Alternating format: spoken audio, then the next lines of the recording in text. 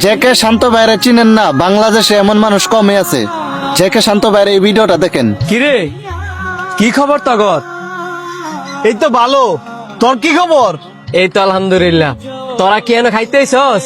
হরে, আমগর নিজের এলাকা ফালায়া তোর এলাকাতে শিখাইতাম। অনেক ভালো করছিস বন্ধু।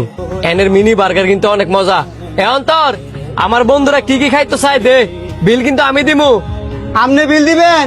আপনার কাছে তো আগের অনেক টেপা না, আগে হেঁটে দিয়ে লন।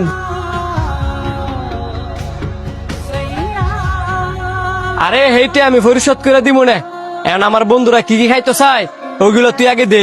দুরুমিয়া জানছে, আগে বাকি টিয়া দেন, পরে আমরা বন্ধুরা জাগাইতে চাইবো তাই খাওয়ামু। Nobody knows, nobody knows.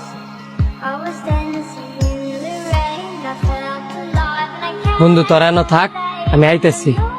take me home. কিও টিয়া দিতেন না?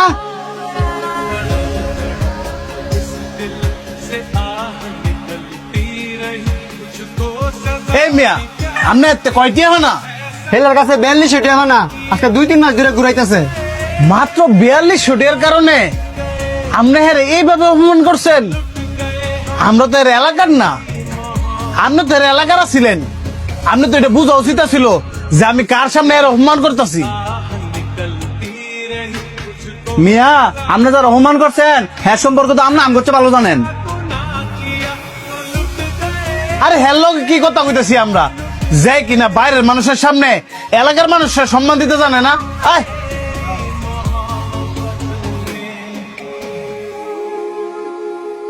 কিরে, সামান্য 42 টাকার কারণে তোর এলাকার মানুষ তোর অপমান করে?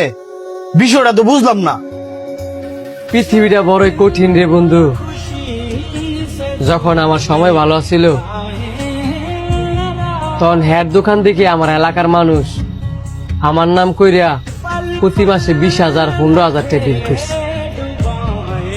আর আজকে সামান্য 4,000 টাকা লেগিয়া তবে সামনে আমার হ্যাঁ অপমান করছে।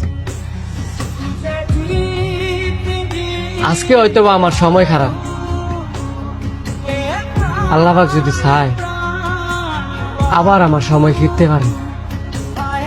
কিন্তু যেই মানুষগুলা আমার অপমান করতেছে, আমারে কষ্ট দিতেছে, ওই কষ্টের দাগগুলা ঠিকই থেকে যাবে। বন্ধু, সারা জীবন তো তুই আম করে হেল্প করছস। আজকে আমি তোর এই ফাউনা টিয়াটা দেই, তুই আর মুয়ের মধ্যে নিয়ে টিয়াটা দিয়াই। না রে বন্ধু, তুই যে কইছস এতেই আমি অনেক খুশি। আল্লাহ পাক খারাপ সময় দেয়ই ভালো সময় আসার জন্য। এটা আমার জন্য একটা পরীক্ষা। আমার পাওনাটে আমারই পরিশোধ করতে হবে।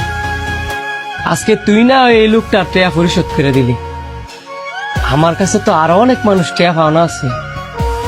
তুই কি পারবি সবার টেয়া পরিশোধ করতে? কিন্তু বন্ধু, তোর লাগে অনেক খারাপ লাগতেছে রে।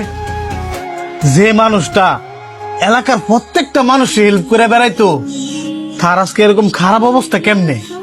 এগুলো কই আর বন্ধু কষ্ট পাইতাম চাই না, কারণ আমি মন থেকে মানি আল্লাহ পাক যা করে সব ভালোর জন্যই করে।